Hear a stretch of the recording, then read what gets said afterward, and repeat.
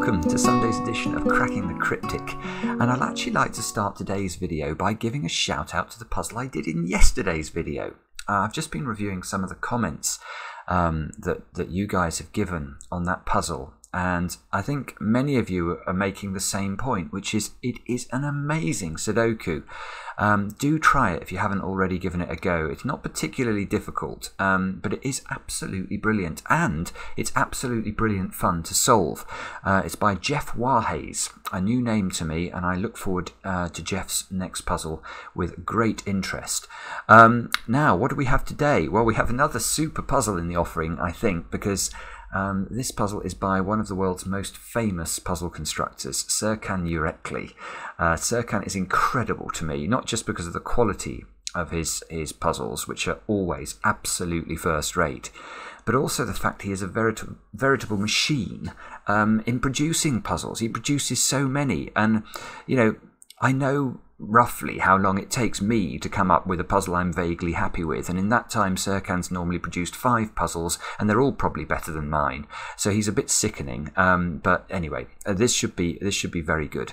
Now, the reason we're covering this today is that this comes from gmpuzzles.com, one of my favourite websites, and they have a new ebook just coming out. I don't know whether it's going to be out at the time this video is out, but it's out imminently, full of handcrafted killer Sudokus by Serkan. So the quality is guaranteed, and what I'll do is I'll put a link to that ebook under this video. So if you enjoy the puzzle today, definitely check it out. I recommend it. This puzzle on screen, I should tell you, is one of the harder puzzles in the collection, I think, which includes 27 puzzles in all, and it's called Time Killer, which might be a warning. But before we get started, I just want to continue to talk about the Sudoku puzzle hunt that we've got going on over on our Patreon pages. We continue to receive entries. So I'll read out a list of the new names who've solved it in the last 24 hours. We've got Matthew Brockwell, Andrew Shen. Oh, I'm not going to be able to say this one. I will try. Gio Eli Chiaparoni, maybe? I did my best.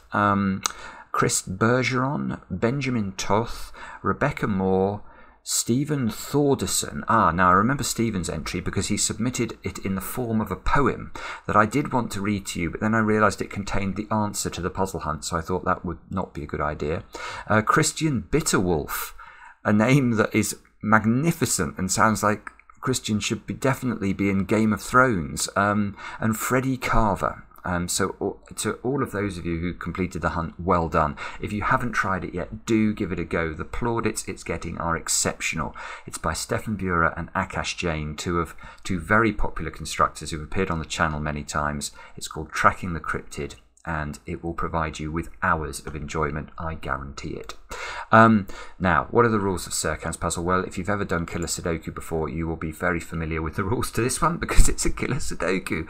So normal Sudoku rules apply. What we've got to do is to make sure that the digits in each cage, so that 24 cage here, these yellow squares have got to add up to 24 without repeating a digit in a cage. That's all there is to it. So have a go on the link under the video as usual.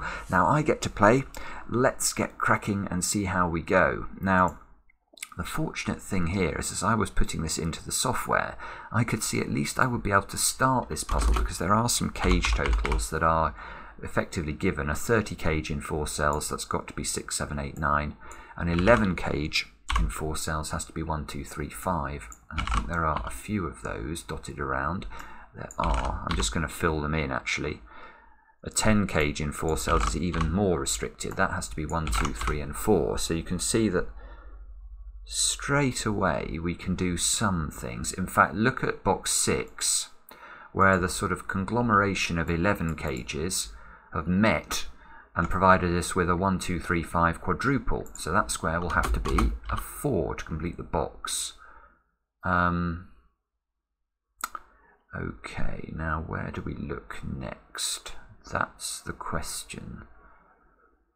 The answer is I'm not sure yet. Let me just scan. I'm sure there's something we can do. He says 6, 7, 8, 9. No, I'm not actually saying much. This is well, maybe I shouldn't be surprised because I know this is one of the harder puzzles, but I'm a bit surprised. 2, 3, 4. In this column. Okay, yeah, there we go, there's something. In this column, we've got 5 digits that have to be selected from the digits 1, 2, 3, 4, and 5. So this is a quintuple, which means that the rest of the column must be 6, 7, 8, and 9. And I can see immediately that's going to restrict this 16 cage, because if we put in anything in this domino here other than 6 and 7, we won't be able to make the total stay as low as 16, because if this is 6 and 7, I still need these squares to be adding up to 3, so they'd have to be 1 and 2. If they're any higher, they would have to be less than 1 and 2, and things like 1 and 1 and 1 and 0 will not work. So we actually know, therefore, that's a 6, 7 pair. We know this is a 1, 2 pair, and that might be interesting now. Yeah, okay. Now we can ask the question, where does 4 go in box 9? And this 4 tells us the answer. It's got to go here. So this square's got to be an 8 or a 9. 4 must live in one of the 4 must live in one of these two cells, so it's not in that cell. That's beautiful. That is beautiful. It's surprisingly powerful, actually. The 4 being locked into one of these two squares in box 3, therefore locks it out of this square in box 2, and that creates a 1, 2, 3, 5 quadruple in box 2. Which means the 5 must be in one of those squares, so that square loses its ability to be a 5.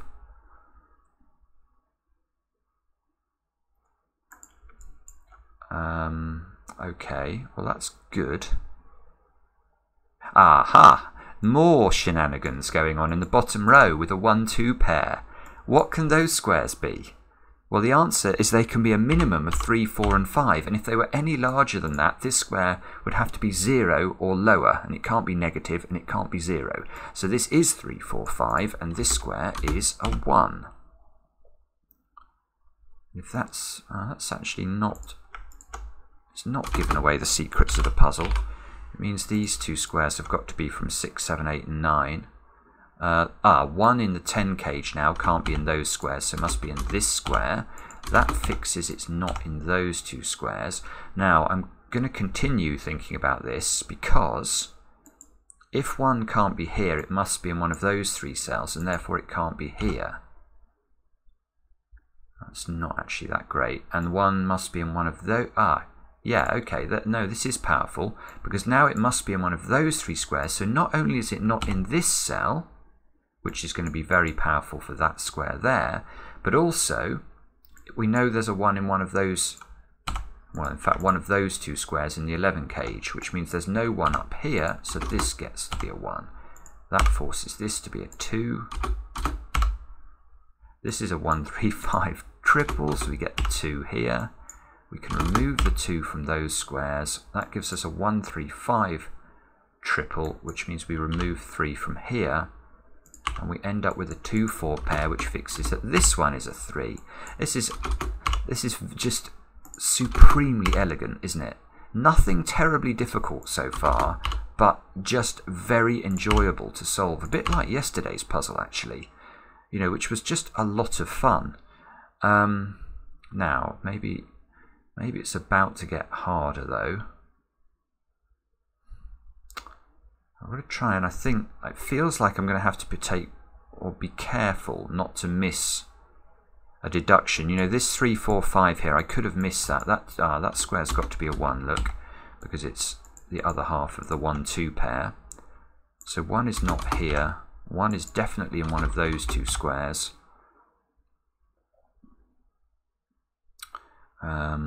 Right. This is a 2, 3, 4 triple, so that square is a 5 now. Remove the 5 from the other 2 places.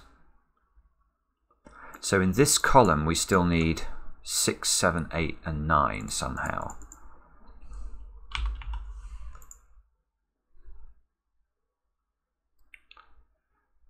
Feels like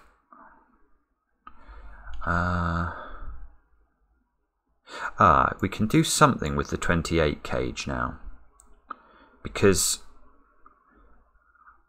well, there are a couple of ways we can think about that. Maybe we'll do the old-fashioned way, and you can complete your bingo cards. So, if we look at this box, what digits are going to have to be included in the finished solution? Well, knowledge bomb from Cracking the Cryptic, the digits 1 to 9. Now, if you add up the digits 1 to 9, you get 45. So, what have we got in this box already? We've got 9 in those 3 squares. 2, 3 and 4 add to 9. 28, so that's 37. That means those 2 squares there have got to add up to 8 to make the box add up to 45. Now, what's available for this 8 here? If we look at these squares, we can't use 2, 6 and we can't use 3, 5. So these 2 squares have to be a 1, 7 pair. That means that's not a 7. And it means we can actually fill in the value of those squares. Those squares must be 5, 6, 8 and 9, which might be useful. Well, yeah, actually the 12 cage disambiguates the 1, 7, of course. We can't put 7 in there because I can't keep those down to a value of 5. So this must be 1, this must be 7. These 3 squares have got to add up to 11. That feels incredibly restricted. I mean, well, you can immediately say one of them must be a 2, because if there isn't a 2 in these squares, the minimum they could be would be 3, 4 and 5, which add to 12, and they can't even be 3, 4 and 5 because of these options that are already removed. So if there was a 3 in here, so what have we got? We've got 9. We've either got 3, 6 or 4, 5, and we can't have 4, 5. So this is 2, 3, 6. This was restricted. It sort of felt restricted, but I had to actually go to the bother of proving it. Now we can get rid of 6s in those squares. This square's a 7, 8 or a 9 to complete the box. This 2, 3, 6 resolves the 4 here. That gives us the 3. 4 must be in one of those 3 squares. Let's pencil mark it in case it's helpful. Now what?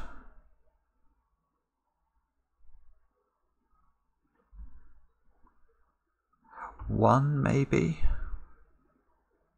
So 1 restricted, 1 has to be in one of those 2 cells.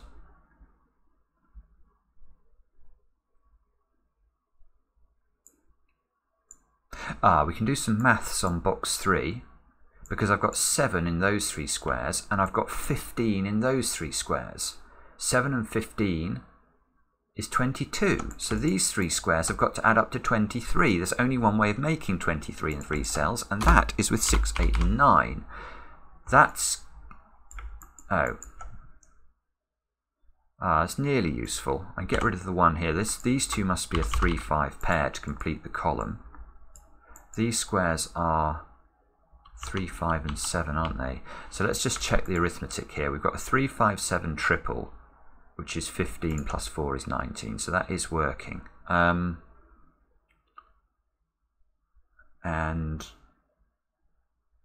okay, that can't be a 7 because we've got a 1, 3, 5, 7 quadruple in the column.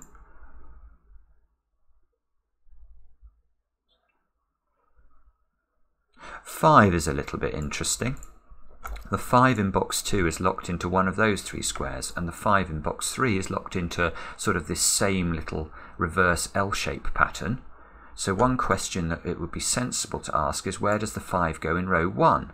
Well, it can't go in those squares, and it can't go in those squares. It can't actually go in that square. So it must be in exactly one of those 2 positions. Is that helpful? Oh, 4 here. Look, that's sticking out and pointing at the 2 there. Could have got that before. Is pretty useless, though. At least I think it's useless. Is it telling me anything clever? Not sure it is.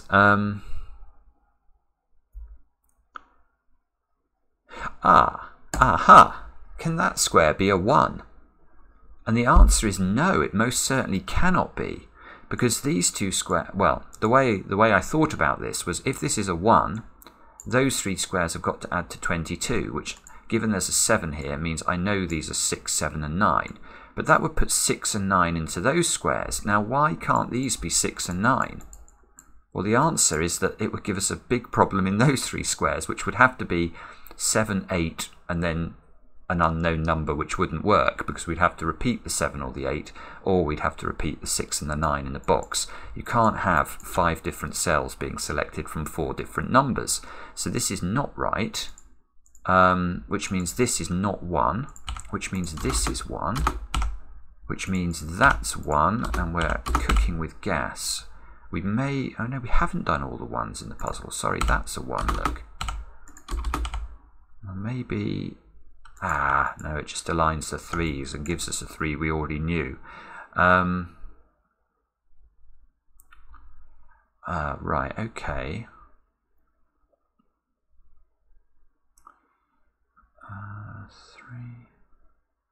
3. Now look at this 23 cage and look at the 3s here and here, because they are locking a 3 into the 23 cage. Now that might matter. So now we've got 3 plus 7 is 10. The other 2 squares are going to have to add up to... Oh, beautiful. This is lovely. This makes use of the 5, because we know that the other 2 squares in this triple here have to add up to 13. Now they can't be 6, 7. That would repeat 7 in the box, on the cage. And they can't be 5, 8, because we know the 5 is in the top domino of box 1. So this must be 3, 4, 9, which might be helpful. That can't be 4. And this must be doing something. What's it doing? Well, maybe it's just giving us those. Yeah, maybe the point is that it gives us that this. Yeah, it eliminates 9 from there. Gives us a 6, 7, 8. So it does give us a 9 down here. Oh, it's useful down here as well. But the other thing I was noticing is it gives us a 2, 5 pair in box 1, and that's going to fix that square. Give us a 4 and a 2 here. That gives us a 2 and a 5 there. So this isn't 5. And now probably the one thing we've got to be careful about is making sure we don't miss a deduction off the back of all this. This 9, for example, is looking at that square. That's an 8 now. So this is a 9. So this is a 9.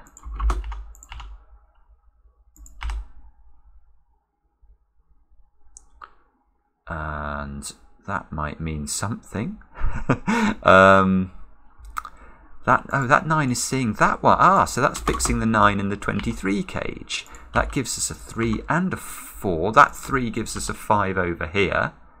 That gives us a 7 there and a 3 here. And we are actually cooking with gas here. So this square can't be...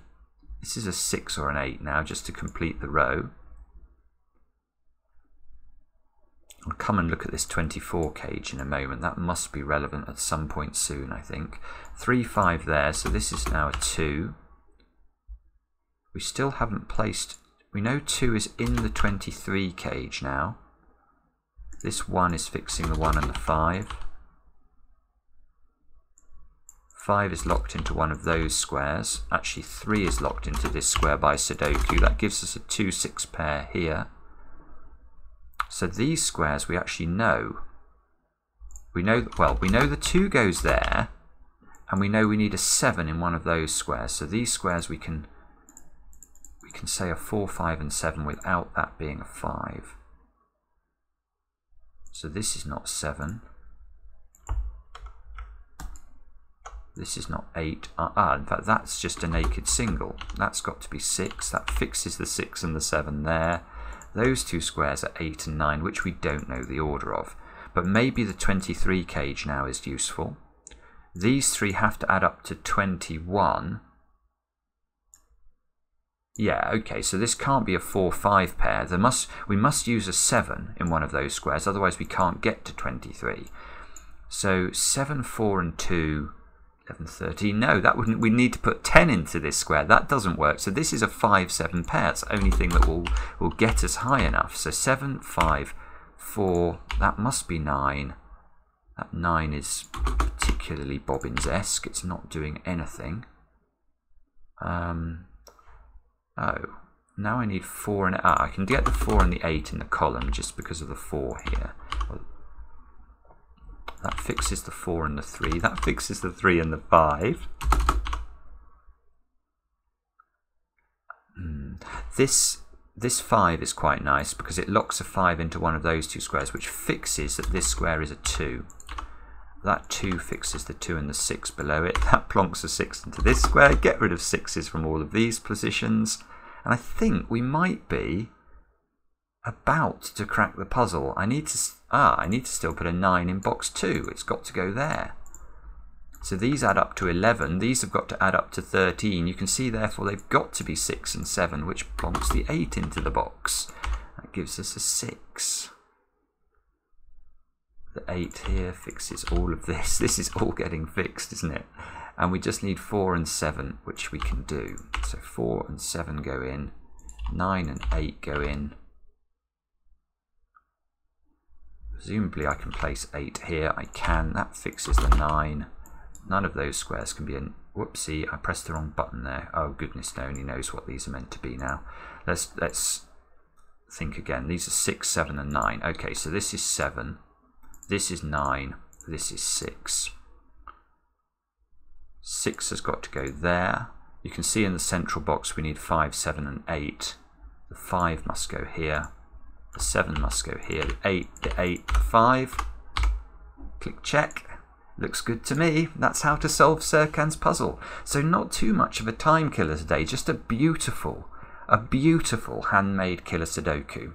Yeah, I think you could do a lot worse than invest your money in this ebook. Yeah, puzzles like this are just a joy to me. I hope you enjoyed it. Let me know in the comments. I do read them, and do try that puzzle from yesterday as well. Jeff Warhayes coming up trumps. Thanks for watching. Back soon with another edition of Cracking the Cryptic.